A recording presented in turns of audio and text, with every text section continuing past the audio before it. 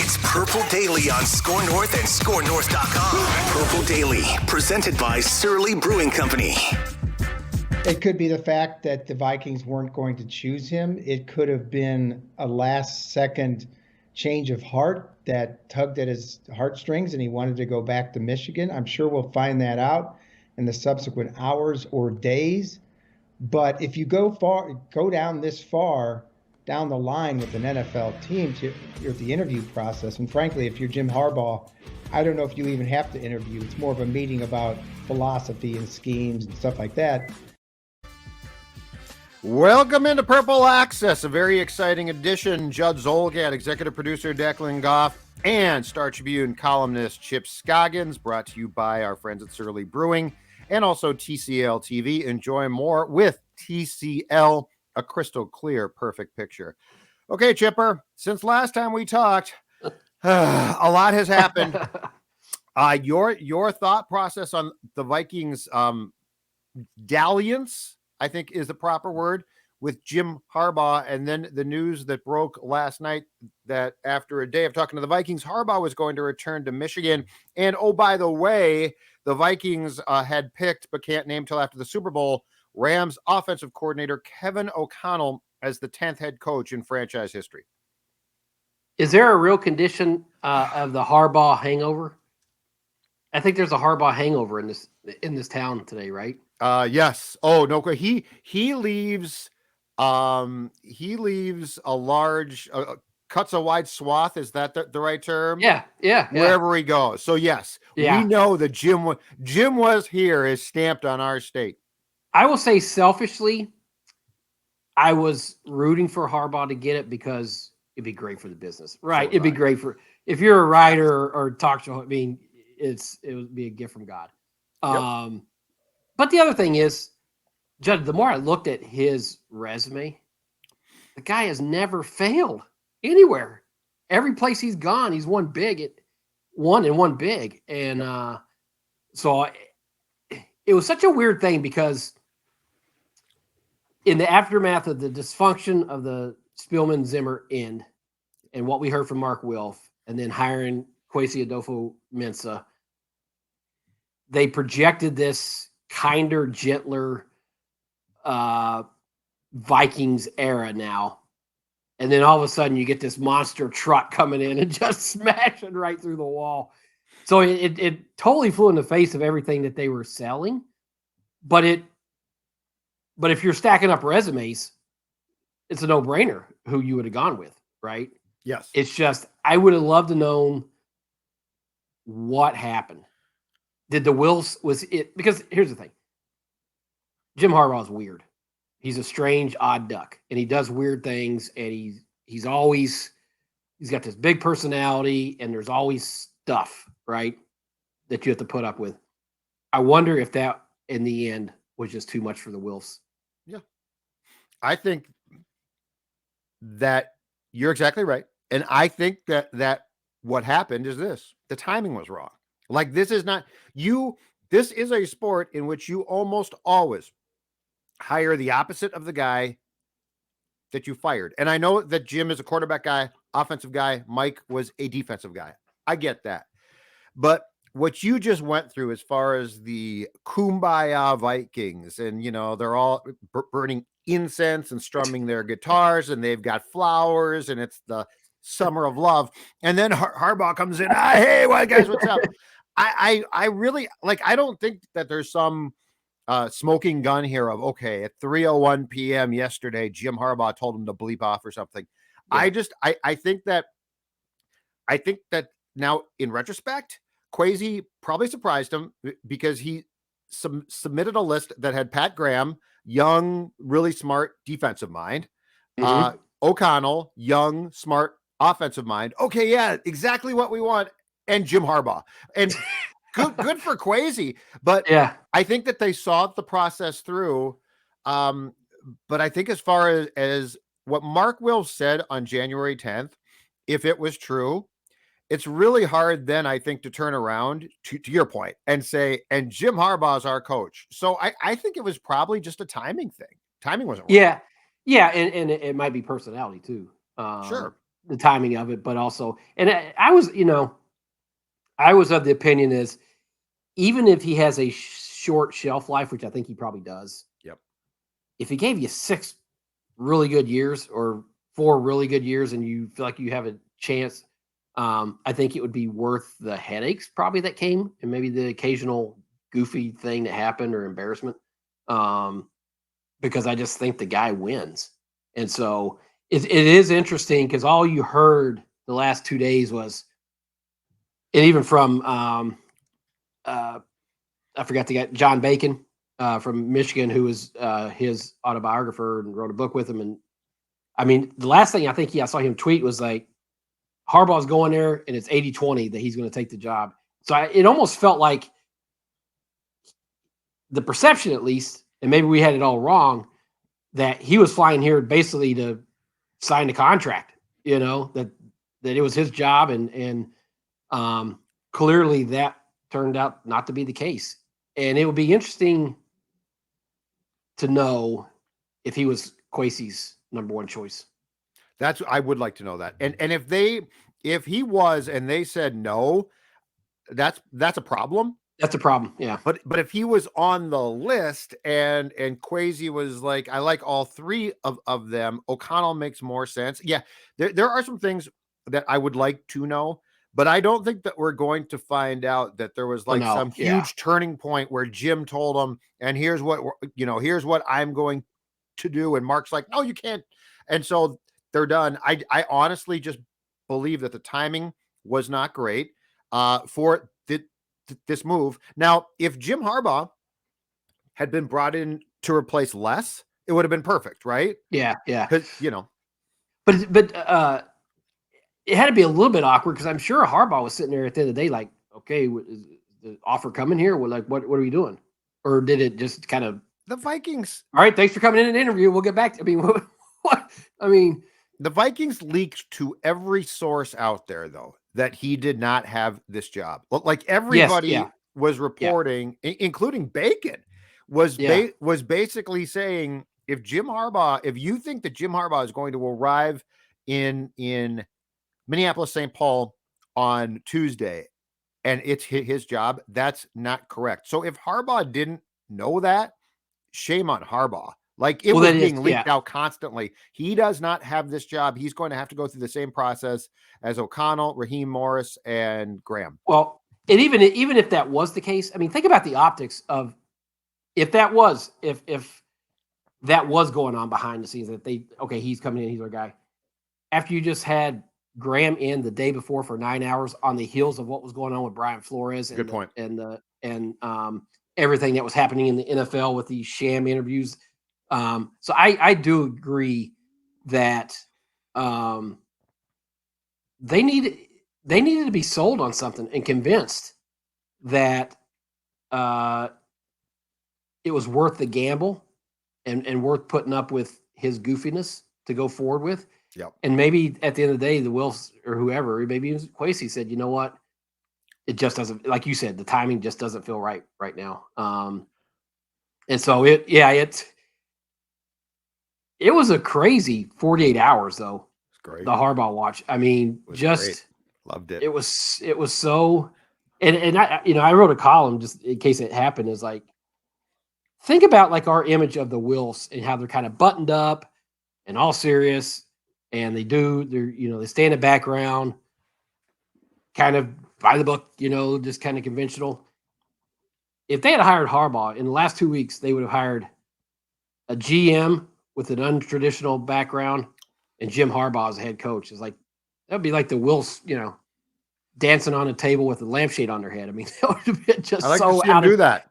It'd been so out of character for them. But this is even, landing with Kevin O'Connell, you're getting to what, 36-year-old, you have a 40-year-old GM, both first times in that job. It's a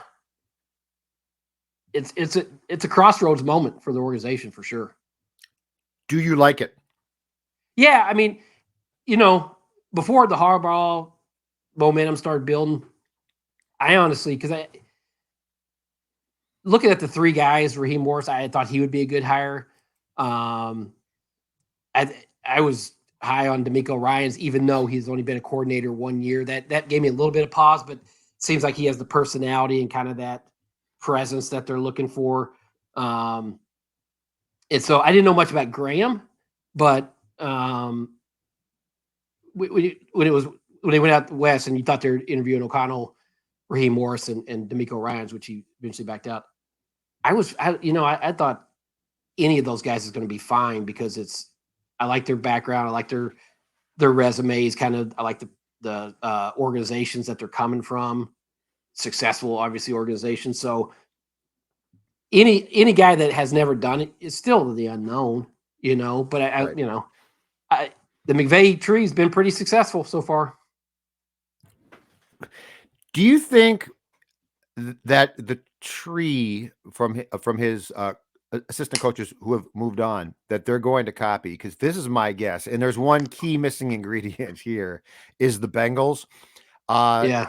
Taylor went there, and Zach had been Sean's QB coach in 2018. Rams go to the Super Bowl, lose to the Patriots. Taylor gets the job. Bengals go 2-14, dumpster fire, but they get Burrow, who's special. And I think that is I think that's the branch of the tree that the Vikings are hoping they can get. Now, the question there becomes the most important question for Kwesi and O'Connell, which is, can you find the quarterback? Yeah. Can we have Joe Burrow? That makes it. That's it, though, right? Like it's not like Zach Taylor's a genius. Look what he did. They found through some good fortune the quarterback. And what were people saying about Zach Taylor after last year? And then what did he? I thought and what did he do, Judd? There was a decision made in the opener against the Vikings where he did something dumb, right? He went for like on fourth down, like on his own 35 or something. When they were up like 14-0, right? Yep. Yeah. When it was just totally and it just killed it. It opened the door for the Vikings to get back in. And I remember we were ripping him to shreds after that. Like, what a boneheaded coaching move this was. It's amazing what a quarterback, how smart they make you look sometimes. And that's not to discredit Taylor. I mean, I'm sure he's coming into his own as a coach. But, John, if you get – I mean, Joe Burrow's a top 5 quarterback now, right? Yes. I mean, he's your guy for the next 10 years, and he's going to be a perennial Pro Bowler. And but you have to bottom out to get a guy like that. Correct. And are the Vikings – is their talent such that they will bottom out? Or in 2023, when I think the QB class is going to be pretty good, Chip. Yeah. You have to trade way up and make that trade, which I don't think the Vikings in 2022 are going to win 2 games. I just don't. No, I don't either. But I do think. Although, who's your quarterback? I would go with a bridge QB, and I don't care. So you're saying trade Cousins, and then I would trade Cousins and get a draft pick. I think someone's going to give you a far higher draft pick than fans think, because if you look at the amount of teams that need a quarterback, and the thing about those trades is this: teams are predisposed to make stupid decisions when it comes to quarterbacks. You know what's interesting is, let's assume you do that and you have a average bridge quarterback, just kind of, I'm not saying you're going to win 2 games. I don't think you're going to win 9 games. Yeah. Okay. But, because I mean, that defense, to me, it's fascinating is how Kwesi, what he's going to do with this roster. Oh God. Yeah. It's a great talk. Yes. I mean, it's like, do you like detonate it, push, and just completely blow it up and start over? Or I do a bunch of it. Absolutely. Or do you have Mark and Ziggy Wilf in your ear saying it was the coaching and we're not that far off and we can be super competitive with some tweaks and, different offensive system? I got your answer. If they come and knock on my office door and Mark and the Zigmeister don't answer, and I'm Kwesi, I open the door. I say, gentlemen, sit down. I say, if you guys were truly serious about trying to win in 22, all right, we had Jimmy Football Harbaugh in here. And Chip, you're right. He wins, right? Yeah. you have now entered with Kwesi and Kevin a process, which I'm, by the way, fine with. But I'm not going to try to keep this roster intact to win when you clearly were concerned about a guy who's proven he does nothing but win. And, at times that comes at the expense of relationships. So I tell them flat out, now is the time to make the changes. Not later, now. It'll be interesting too, is like, oh, by the way, your new head coach, well, when it's official, has a relationship with Cousins and has worked with him. Yeah. And as I told Phil, that could be a great thing, because I think if you've worked with Kirk, if you are not Kyle Shanahan, I think if you've worked with Kirk, you know the warts. You know what we know. Exactly right. Yeah. I think it's those who haven't who are like, look at the talent, look at the talent. It's not the talent the problem, it's the mentality. And so I would not be surprised if a distinct difference in how O'Connell approached his second session with these guys on Monday and with what Jim Harbaugh did on Wednesday was a very different take on what they would do and what they think of Kirk. Yeah, and one thing that, I mean, I'm sure he came in there with a plan, right? He said, "This is what I think we should do at quarterback, and this is what I'm going to do." Yep.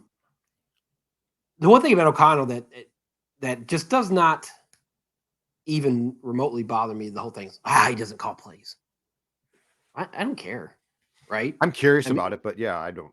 It's not. It doesn't. I would not hire him. No, I mean, it's like, I agree with you. You're hiring him to be a head coach, not a game. In fact, I would prefer in game he doesn't call plays. And he doesn't. That's what I'm saying. It's like hire an offense coordinator who's going to do that, so you can manage the game and know when to call timeouts and know what the defense is doing and know. Yep. And focus on game management, because we've seen some pretty bad game management here the last however many years, and so. And we continue at the college of. Yeah, and it doesn't. That doesn't bother me. I mean, I don't think it's especially when you work for Sean McVay, a guy. Right. That's like somebody penalizing.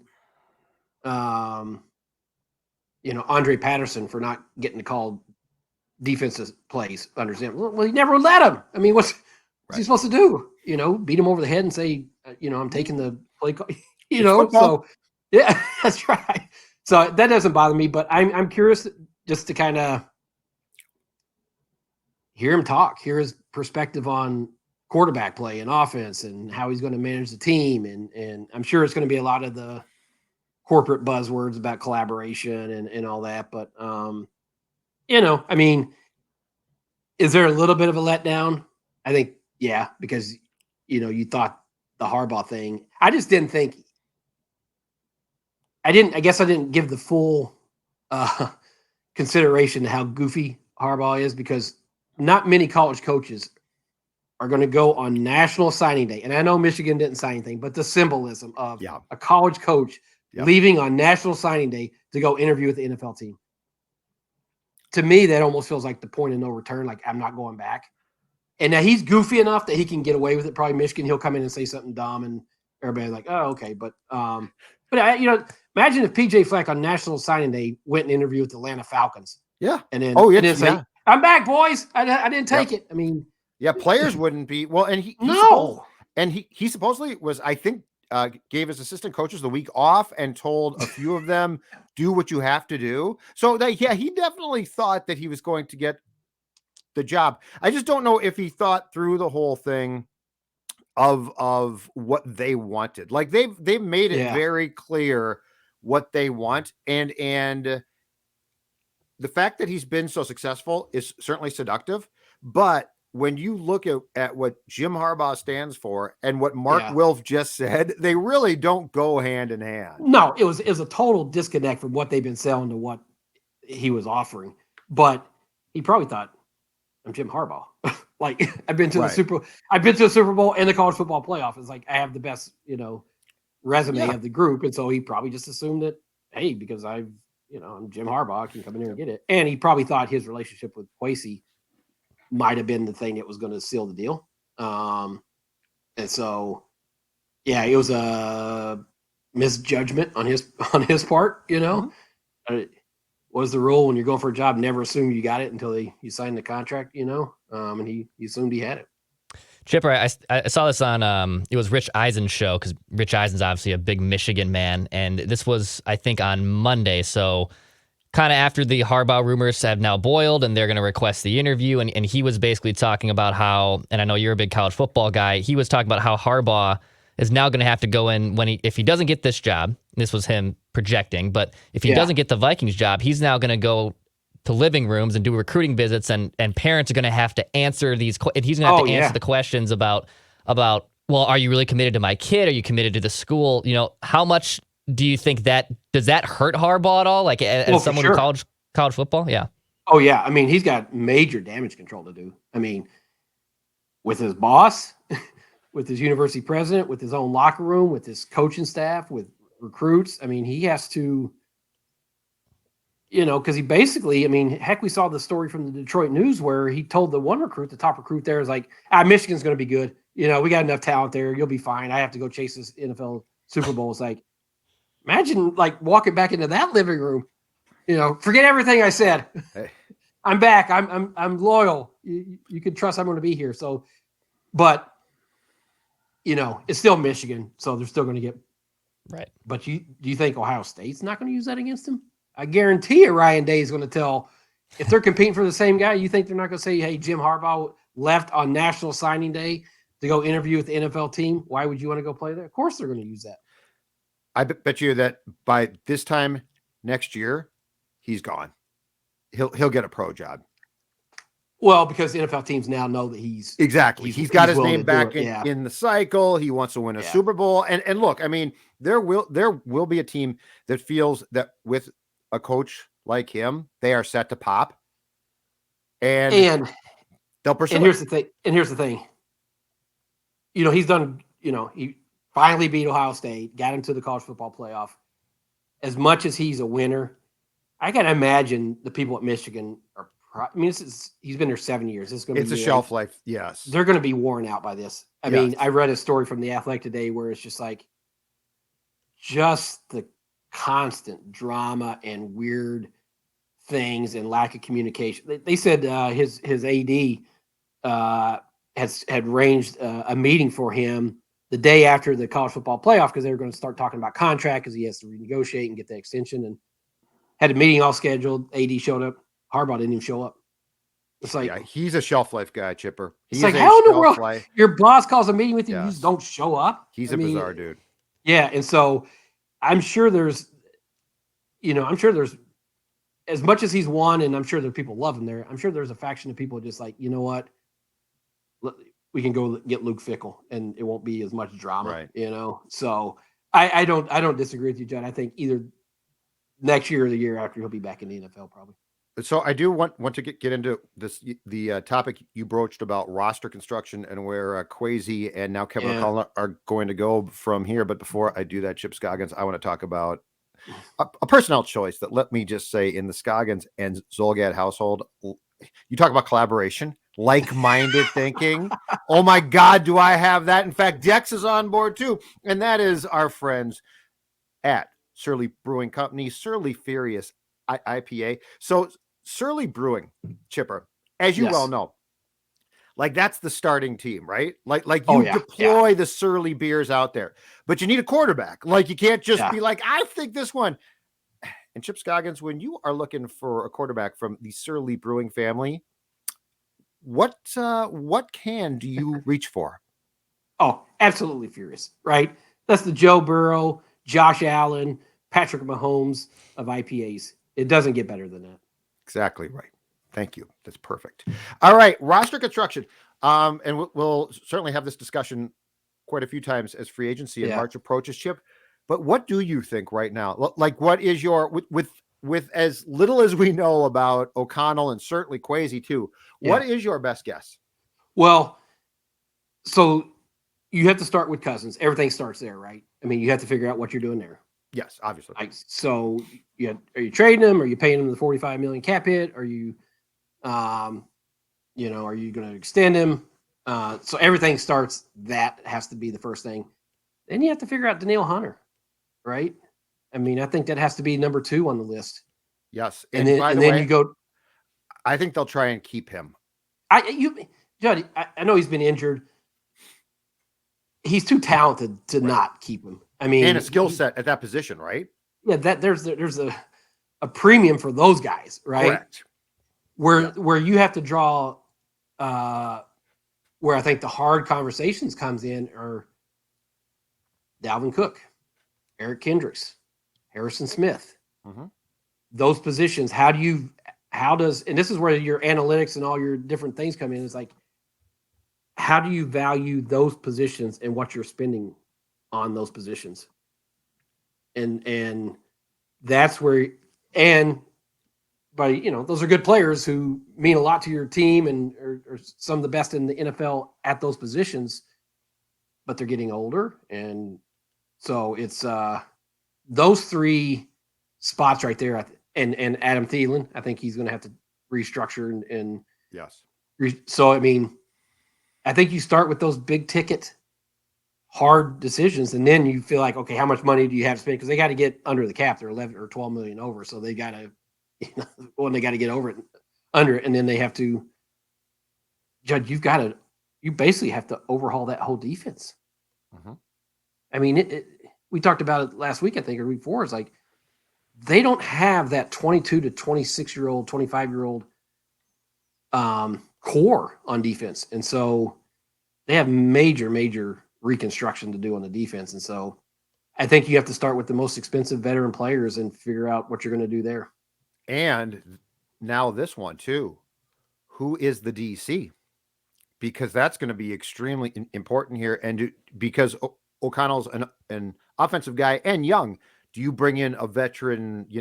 We've certainly talked about Vic Fangio. I want to say it was Chad Graff first throughout the possibility. Ed Donatel, who's been a DC in a ton of places. I think in Denver, he was in Green Bay in the early 2000s. But the DC himself and the philosophy that he brings is going to be intriguing as well. And that's the thing is like, you have a 36-year-old head coach. What is his network pool of guys he knows in the league? He's still relatively young as coach. I mean, does he have? I mean, I assume he has I assume he presented that during his interview. Like, hey, here's who I would target at defense coordinator. Here's who I target at offense coordinator. Here, position coaches. So I assume he has a list. But you would think you would probably need a veteran coordinator, whether it's offense or defense. I mean, you want to have guys defense. Defense for sure. I mean, offense. I mean, he'll be running the offense, but you got to have an offense coordinator that's going to run the meetings. But that might be a buddy of his. Could be somebody on whoever. But I don't disagree that maybe a veteran defense coordinator that has done it for a number of years that you don't want it to be the Zimmer, those guys and my guys. Correct. But you want to be able to trust the defense coordinator to okay, that's your unit and you can handle it. There's my phone going off. Sorry. Darn it, Chip Scoggins. You're fined. You're fined. $20. It's Harbaugh. You're fine. You know what? Send me your case of, let's see, Surly Furious. That's what you're fined. Yeah, I think you're right. And I think as well, the DC is a position where if you do it right, you could get a guy who also helps you. Like I would think that there's going to be one guy O'Connell trusts who's a veteran coach. In fact, I think when McVay started with the Rams, that his first DC was Wade Phillips, correct? Wade Phillips, yeah. And so like that was, and he eventually transitioned, I think, fairly quickly from that. But exactly, it made sense. And it's not that Wade was a great head coach. He wasn't, but he was probably a guy that you could ask questions to at the time, had been there. And I would think that with the ages, certainly of Kwesi and O'Connell, that it would be really, really smart to have one veteran trusted person who you could at least privately go to and say, here's a problem that I have not encountered previously. What did you do? Yeah. And along those lines, Vic Fangio would make a ton of sense, right? Yep. I don't know if he'd be interested, if they have a kind of relationship or what. I assume he's going to have options as a defense coordinator. But he would make a lot of sense. But someone in that mold that, hey, if they've been a previous head coach, great. But someone that's been a coordinator for a number of years and can help you kind of navigate the landmines that, you know, Zimmer was right. He's like, that Parcells told him, was like, something's going to come across your desk every day that you had no idea that you didn't prepare for. And so Yes, he's going to be hit with that, you know, that he's going to have to deal with that. And, you know, run a locker room, run the offense, figure out personnel. So it's a lot to throw on a guy who's 36, you know. and chaos finds this team. I don't know And how. chaos I don't know finds why, but chaos. Like I used to think, okay, Frazier's here now. He's as calm and even keel. No. Chaos is going to leave the building. Didn't Judd, happen. They moved to drama, drama's their middle name. I don't care who it is. It does not leave. It's always present. They're a magnet for chaos. It's the damnedest thing. I will now be convinced that will never change, because I keep thinking, okay, with this coach, it's changed. And like Mike and Rick stemmed it a bit at times, but in the end, chaos kept finding them. They did push it back, and it wasn't as much as what we'd become accustomed to, but it wasn't smooth sailing. You know, there's never smooth sailing there. Exactly. Last thing. If Harbaugh had come here, where would it have ranked on your personal Viking purple Favre meter as far as like, oh my God, this is bizarre? Yeah, I was talking to Pat. He wrote a column on this. Definitely nothing could top Favre. I mean, you know, that day will live in infamy with when we're 90, Judd, we'll still be talking about the guy with the parrot costume standing down in the helicopter. I mean, it's just the fans rushing Childress's car. And I mean, it was Channel 5, baby, helicopter, like you said. We never do that here. Yeah. Nothing will top that. But this would have been particularly, to go back to your original point, the timing. That for, you know, 2 weeks we've been hearing one thing, and then this would have been just, you know, a gigantic curveball that flies in the face of everything we thought we were going to see. And so it would have, you know, in my time, definitely number 2 behind Favre. Yeah, probably. All right, sir. Excellent stuff. I will talk to you next week. And O'Connell, of course, can't officially be named coach until after the Super Bowl. So we'll have plenty more reckless speculation about the Vikings next week, Chipper. Thanks. Cool, brother. Talk to you.